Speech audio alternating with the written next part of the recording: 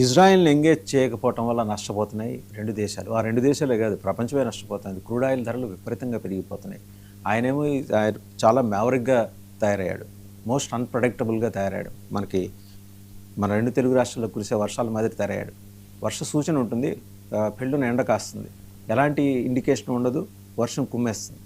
ఆ తరహా వ్యక్తి ఆ సీట్లో కూర్చోటం వల్ల ఉత్పన్నమైన ఈ ఉపద్రవం నుంచి ఇమ్మీడియట్గా బయటపడటానికి ఏమన్నా సొల్యూషన్స్ ఉన్నాయా? జిందా తిలిస్మాత్ టైప్ సొల్యూషన్స్ ఏమైనా ఉన్నాయా? వాసుదేవన్ గారు, మీకు కల్నల్ గారికి అలాగే 99 టీవీ ప్రేక్షకులందరికీ ముందుగా నమస్కారాలు, శుభోదయం. జిందా తిలిస్మాత్ లాంటి ఇన్స్టాంట్ సొల్యూషన్స్ అయితే దీనికే కనిపించట్లేదు. ఎందుకంటే ఫస్ట్ ఆఫ్ ఆల్ మనం ఏ వార్ చూసినా కూడా జియో పొలిటికల్ బ్యాక్డ్రాప్లో from the view point of geopolitical instability చూసినప్పుడు సైనికంగా బలంగా ఉన్న ఏ దేశమైనా యుద్ధాన్ని మొదలు పెట్టగలదు. యుద్ధాన్ని మొదలు పెట్టగలిగిన ఏ దేశమైనా యుద్ధాన్ని ముగించలేదు. అది యుద్ధంలో పాల్గొన్న యుఎస్, ఇజ్రాయిల్ కావచ్చు, లేకపోతే యుద్ధాన్ని ఎదుర్కొంటున్న ఇరాన్ కావచ్చు. ఇప్పుడు ఈ వార్ని కంక్లూడ్ చేయడం వీళ్ళ చేతిలో లేదు. Because the $1 billion question arises if the war if they declare war is concluded. ఎట్లా అవుతుంది అంటే, ఏ లక్ష్యాన్ని సాధించారు, అసలు ఏ లక్ష్యం కోసం యుద్ధాన్ని మొదలుపెట్టారు. స్థూలంగా ఒక 5-6 నెలల తర్వాత ఇప్పుడు మనం ఒక కంక్లూజన్కి చూస్తే మధ్యలో ఇంటర్వ్యూ చర్చలు జరిగినాయి, దానికి ఒక మీడియేషన్ ఉన్నారు, దిక్కుమాలిన దేశం ఒకటి మీడియేట్ చేసింది. ఇంత చేసినా కూడా ఒక ఆల్మోస్ట్ సీజ్ ఫైర్ దాకా వెళ్ళారు. మళ్ళీ the tensions remain the same. ఎందుకంటే ఆ రోజైనా సీజ్ ఫైర్కి వెళ్ళినప్పుడు, లేకపోతే ఒక చర్చలకు వెళ్ళినప్పుడు అసలు లక్ష్యం ఏంటి, యుద్ధాన్ని మొదలుపెట్టిన లక్ష్యం ఏంటి, యుద్ధం కంక్లూడ్ చేయడానికి కానీ కంక్లూజన్ ఎండ్కి లాజికల్ ఎండ్కి తీసుకురావడానికి కానీ సాధించింది ఏంటి. ఇక్కడ మనం గమనించాల్సిన విషయం ఏంటంటే, ఈ మొత్తం ఎపిసోడ్లో వాళ్ళు ఏం కావాలనుకున్నారు, బయటికి చూపిస్తున్న రీజన్ అండ్ కాజ్ ఒకటే, ఏంటి, Iran should not have the nuclear weapon. కానీ వాళ్ళ అదర్ పాయింట్ ఏముంటుంది అంటే, స్ట్రైట్ ఆఫ్ హర్ముజ్ని వాళ్ళ చేతుల్లోకి తీసుకోవాలి. And they want to dictate the terms and conditions of the oil purchase and oil imports and exports. వాళ్ళు దాని మీద నియంత్రణ తీసుకోవాలి అనేది. ఇదేమైనా కొత్తగా జరుగుతున్న విషయం అంటే కాదు. ఆయిల్ ఎక్స్పోర్ట్ కంట్రీస్ వేటిల్లో అయినా సరే, ఆయిల్ ప్రొడక్షన్ ఉన్న ఏ దేశంతో అయినా సరే యుఎస్ ఇట్లాగే బిహేవ్ చేస్తుంది అనేది మనకు 1980s ఇరాన్ ఇరాక్ వార్లో తలదూర్చినప్పటి నుంచి మనకి ఇవే కనిపిస్తూ ఉంటాయి. ఎక్కడైతే ఆయిల్ రిజర్వ్స్ కానీ ఆయిల్ రిసోర్సెస్ కానీ ఉంటాయో, వెనుజులా ఉంది, ఆయిల్ రిసోర్సెస్ ఎక్కడైతే ఉంటాయో అక్కడికి బలవంతంగా వెళ్ళిపోవడం, అక్కడ ఉన్నటువంటి ప్రభుత్వాలని లేకపోతే దేశాన్ని, అక్కడ దాని ఉన్న ఇంటర్నల్ సావరెనిటీని తీవ్రంగా దెబ్బతీయటం, ఒక ఇంబ్యాలెన్స్ సిచ్యువేషన్ ఒకటి క్రియేట్ చేయటం, పీపుల్లో ఒక అన్రెస్ట్ వచ్చేలాంటి ఒక ప్లే చేయటం, ఇది ఒక దీర్ఘకాలికమైన వ్యూహం యుఎస్ ఎప్పటి నుంచి పనుతూ వస్తుంది. దీనికి మనకు అనేక ఉదాహరణలు కూడా ఉన్నాయి. అయితే ఇది మనం జాగ్రత్తగా గమనిస్తే, before getting in to the discussion how this can be concluded, అసలు ఎట్లా కంక్లూడ్ చేయాలి అనే దానికి వెళ్ళేటట్టయితే, డొనాల్డ్ ట్రంప్ ఇప్పుడు ఫాలో అవుతున్నటువంటి స్ట్రాటజీస్ ఏవైతే ఉన్నాయో, ఇవి మనము ఇంతకు ముందు మాక్సిమం ప్రెషర్ అని ఒక ఓల్డ్ స్ట్రాటజీ ఒకటి ఉండేది యుఎస్ది. ఆ మాక్సిమం ప్రెషర్కి రిఫైన్డ్ ఆర్ వర్షన్ 2 అనమాట ఇది. ఆ స్ట్రాటజీకి ఇది ఇంకొంచెం అగ్రెసివ్ రూపం ఇది, అదే ఉంటుంది ఎక్కువ. ఆర్థిక ఆంక్షకులకు మాత్రమే ఇది పరిమితం అవ్వదు. హర్మూజ్ ఆ జలసంధి ఏదైతే ఉందో దాని మీద కంప్లీట్గా నియంత్రణ తీసుకోవాలి అనేది. మీరు ఆలోచించండి, ప్రపంచానికి శుద్ధులు చెప్పే దేశం, I'm not taking any side of either Iran are US, ఒక అంతర్జాతీయ సముద్రాల చట్టం ఒకటి ఉంది, అంతర్జాతీయ జలాలకు సంబంధించినటువంటి ఒక చట్టం ఒకటి ఉంది, యుఎన్ క్లాస్ అంటాం దీన్ని.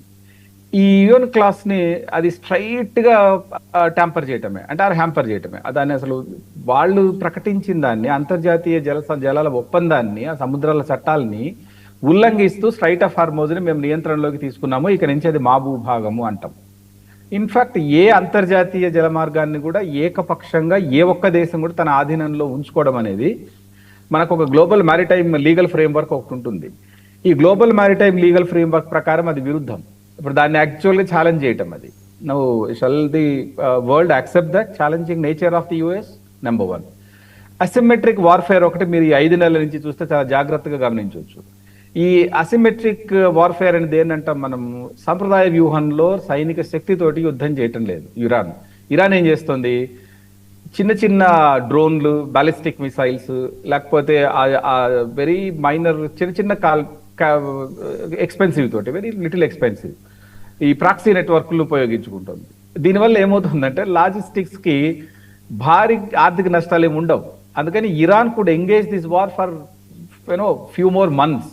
ఎందుకంటే దానికి కావాల్సినటువంటి ఈ రిజర్వ్స్, ఇంకా ఈ అసిమెట్రిక్ వార్ఫేర్కి అవసరమైన ఎక్విప్మెంట్ రిజర్వ్స్ అండర్ గ్రౌండ్లో చాలా ఉన్నాయి. ఇంకా లెక్కేసుకుంటే మీకు అసలు ఇంకొక 5-6 మంత్స్ కంటిన్యూ చేయగలిగిన కెపాసిటీ దానికి ఉంది.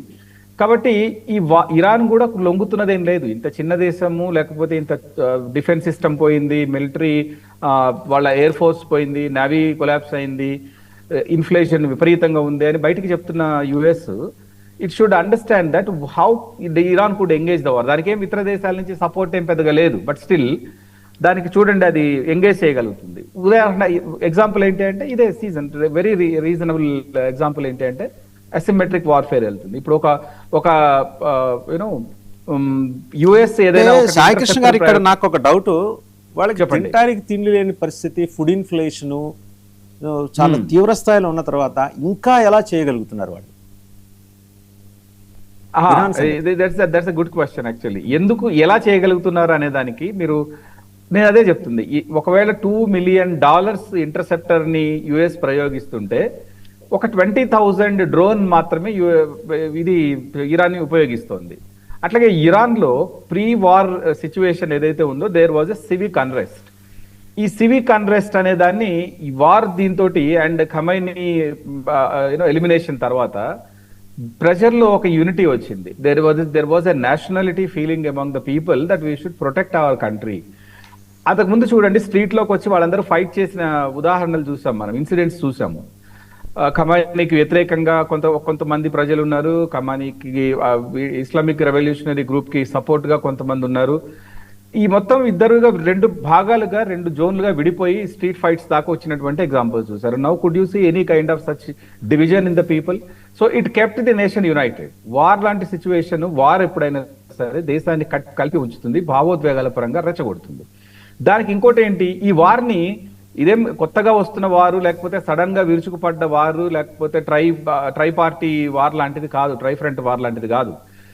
Iran has been expecting this kind of retaliation, this kind of step from the US and Israel for a quite long time. అందుకని ఏం చేసింది, దానికి ఒక యుద్ధ తంత్రాన్ని రచించుకొని పెట్టుకుంది. ఆ యుద్ధ తంత్రాన్ని ఇంప్లిమెంట్ చేసుకుంటూ వస్తుంది. దానికి పెద్ద ఖర్చేం లేదు. It is already in inflation లో ఆల్రెడీ ఉంది. మహా అయితే ఏమవుతుంది, ప్రపంచ దేశాలకి అది ఎగుమతి చేసే ఆయిల్ ప్రైసెస్ ఒకటి తగ్గుతున్నాయి. మిగతావి దొంగతనంగా ఆయిల్ కొనే దేశాలు కొన్ని ఉన్నాయి. For example Iran exporting oil to China మీరు చూసుకున్నట్టయితే ఇవి ప్రాక్సీ నెట్వర్క్లను యూజ్ చేసుకుంటోంది అని చెప్తున్నాం. ఈ నెట్వర్క్లు ఎక్కడ డైరెక్ట్ గా ఇరాన్ నుంచి చైనాకి ఆయిల్ వెళ్తోంది అని కనపడదు. అదర్ ఫార్మ్స్ దాంట్లోంచి ఆయిల్ వెళ్తూ ఉంది అక్కడికి. సో డబ్బులు వస్తూ ఉన్నాయి. చైనా లాంటి దేశాలు వెనక నుంచి దానికి సపోర్ట్ ఇస్తూనే ఉన్నాయి. సో కాబట్టి దిస్ ఇంటర్నల్ సపోర్ట్ యుఎస్ కి వ్యతిరేకంగా ప్యారలల్ డాలర్ డామినేషన్ కి ఏదైతే వ్యతిరేకంగా పనిచేస్తున్న దేశాలు ఉన్నాయో ఇవి ఇండైరెక్ట్ గా మనకి ఇరాన్ కి సపోర్ట్ చేస్తూ ఉండటం వల్ల Iran could able to sustain that escalated inflation కానివ్వండి.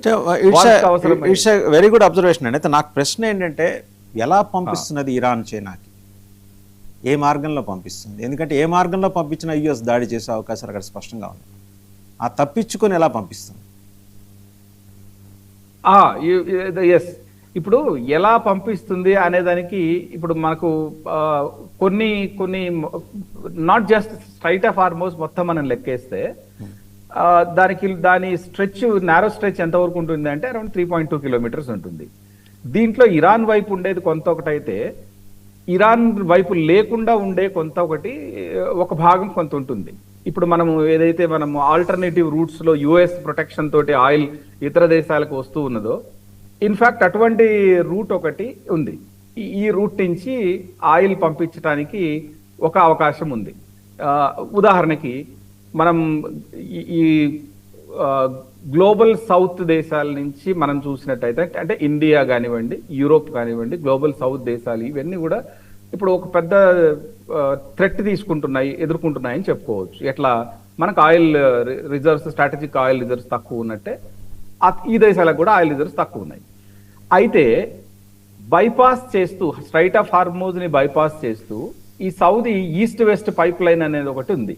అట్లాగే యుఏఈలో ఇఫ్ ఐఎమ్ నాట్ రాంగ్ హాబ్షాన్ పుజైరా అనేటువంటి ఒక పైప్ లైన్ ఉంది.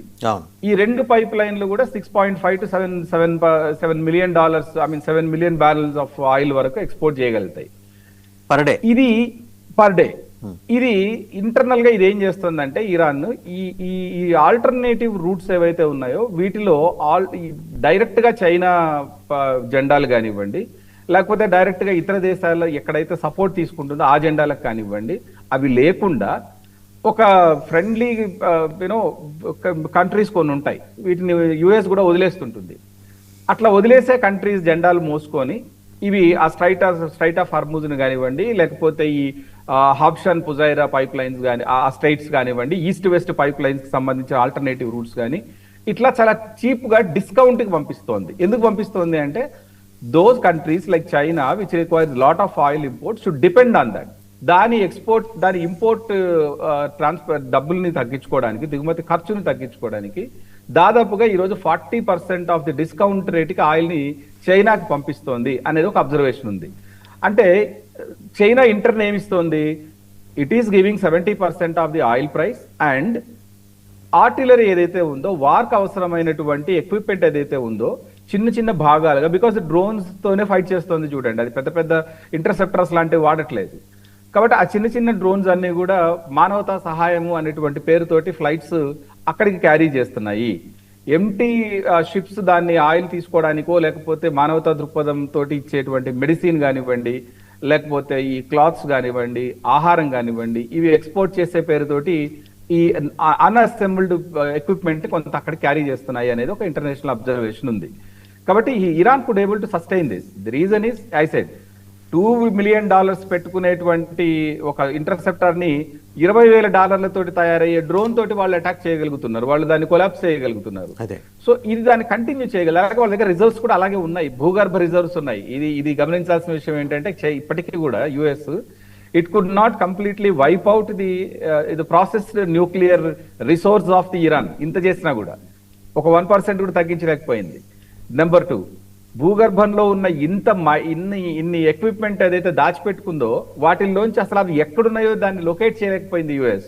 సో ఇప్పుడు యుఎస్ ఏమని వాటిని కంక్లూడ్ చేస్తుంది, అబ్జెక్టివ్స్ లో వాటి మిలిటరీ బేస్ ని దెబ్బతీయలేకపోయింది, వాటికి సంబంధించిన న్యూక్లియర్ వెపన్స్ ని తయారు చేసుకునే కేపబిలిటీని కంట్రోల్ చేయలేకపోయింది, అది అక్రమంగాను లేకపోతే సక్రమంగాను దాని ఫ్రెండ్లీ కంట్రీస్ కి ఎక్స్పోర్ట్ చేసే ఆయిల్ ని కంటైన్ చేయలేకపోతుంది. అట్లానే ఏమైనా 5 months ఆఫ్ వార్ తర్వాత కంప్లీట్ గా స్ట్రైట్ ఆఫ్ హార్మోజ్ మీద కంట్రోల్ వచ్చిందా అంటే ట్రంప్ చెప్పడం తప్పితే విడిగా మనం అబ్జర్వ్ చేస్తే complete control of straight of Hormuz US చేతిలో ఉంది అని నమ్మడానికి అవసరమైన బేస్ ఇన్ఫర్మేషన్ కానీ నమ్మడానికి అవసరమైనటువంటి ఆధారాలు కానీ మన కళ్ళ ముందే మేబీ ఉంటే ఒక 50 to 60% of the straight of Hormuz could be in the control of US. But that doesn't mean అంతా దాని చేతిలో ఉందని చెప్పుకోవడం కూడా తప్పు. కాబట్టి ఒక పిచ్చోడి చేతిలో రాయిలాగా దిశానిర్దేశం లేకుండా ఈ యుద్ధం జరుగుతూ ఉంది. దురదృష్టం ఏంటంటే ఇద్దరు శాంక్షన్స్ అమెరికా ఇరాన్ మీద ఇంపోజ్ చేయొచ్చు, ఇరాన్ దాన్ని ఎదుర్కోవచ్చు. ఈ స్టోరీ ఇక్కడతో ఆగిపోదు, ఎందుకంటే ఈ story it is not confine to now just to Iran are America. మన మీద లాంటి వర్ధమాన దేశాలు ఉన్నాయి. ఉదాహరణకు మీకు చిన్న example I will give you before concluding my first spell. Brent crude ఎప్పుడైనా సరే మీకు డాలర్ ఒక $10 బ్రెంట్ క్రూడ్ ఆయిల్ ఎప్పుడైనా బ్యారెల్ కి ఒక $10 పెరిగినప్పుడల్లా current account deficit of the GDP in India ఎంత ఉంటుంది, దాని ఇంపాక్ట్ తెలుసా? మినిమం ఆఫ్ 0.5% పెరుగుతుంది. ఇది దీనివల్ల ఏమవుతుంది, ఈ కన్జ్యూమర్ ప్రైస్ ఇండెక్స్ మీద 40% ఆఫ్ 40 బేసిక్ పాయింట్స్ అంటే which contributes around 0.4% of the additional pressure పడుతూ ఉంటుంది మన కన్జ్యూమర్ ప్రైస్ ఇండెక్స్ మీద. దీనివల్ల ఏమవుతుంది, అగైన్ ఇన్ఫ్లేషన్ పెరుగుతూ ఉంటుంది. ఇది మనలాంటి దేశాలకి ఈ మిడిల్ ఈస్ట్ లో కానీ పశ్చిమాసియా దేశాల్లో కానీ జరిగే యుద్ధం లాంగ్ టర్మ్ మనలాంటి దేశాల మీద ప్రభావం కనిపిస్తూ ఉంటుంది. ఉదాహరణకు తీసుకుంటే ఇప్పుడు మనం నౌకల్ని పంపించి స్ట్రైట్ ఆఫ్ హార్మోన్ నుంచి ఆయిల్ ఇంపోర్ట్ చేసుకోవాలి. ఎందుకంటే మనం ఆయిల్ కి సంబంధించి 85% ఇంపోర్ట్ మీదనే డిపెండ్ అయినాం. న్యాచురల్ గ్యాస్ అయితే 50% మనం ఇంపోర్ట్స్ మీద డిపెండ్ అయినాం. ఎవ్రీ టైం ఇట్లాంటి టెన్షన్స్ వచ్చినాయనుకోండి స్ట్రైట్ ఆఫ్ హార్మోజ్ లో కానివ్వండి, మన నౌకలు ప్రయాణించే మార్గంలో కానీ వార్ రిస్క్ ప్రీమియం, ఇన్సూరెన్స్ కి వార్ రిస్క్ ప్రీమియం ఒకటి ఉంటుంది. ఈ యుద్ధ వాతావరణం వల్ల సముద్ర నౌకలకి ఇచ్చేటువంటి రిస్క్ ఇన్సూరెన్స్ ఇది. This has been escalated to 400 to 500% పెరుగుతుంది.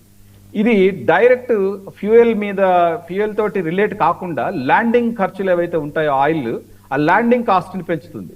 అది మళ్ళీ ఎవరు భరించాలి? కన్జ్యూమర్స్ భరించాలి. భారతదేశ ప్రభుత్వం గత 5-6 నెలల నుంచి కొంతవరకు దాన్ని రెస్ట్రిక్ట్ చేస్తూ ఆ ఖర్చు తల మీద పెట్టుకుంది.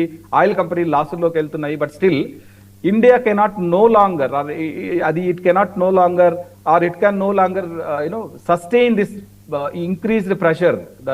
ఆయిల్ ఇంపోర్ట్స్ మీద ఇంత % ప్రెషర్ ని పెంచుతుంది. అది టాలరేట్ చేయలేదు.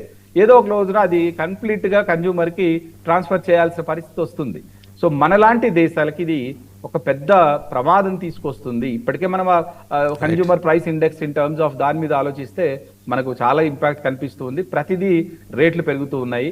అలాగే ఇది కంటిన్యూ అవుతుంటుంది. అంటే ఎవరిద్దరు బలవంతమైన దేశాలు ఒక మూర్ఖంగా ప్రవర్తించేటువంటి ఒక సైనిక శక్తి తట్టుకోగలిగి ఉన్నటువంటి ఒక దేశము, ఈ రెండు దేశాల మధ్య జరిగే ఈ యుద్ధము దీర్ఘకాలం కొనసాగితే మనలాంటి వర్ధమాన దేశాల ఆర్థిక నిర్వహణ మీద, సామాన్య ప్రజానీకానికి సంబంధించినటువంటి వాళ్ళ జోబు రోజువారీ ఖర్చు మీద ఖచ్చితంగా దాని ఇంపాక్ట్ ఉంటుంది.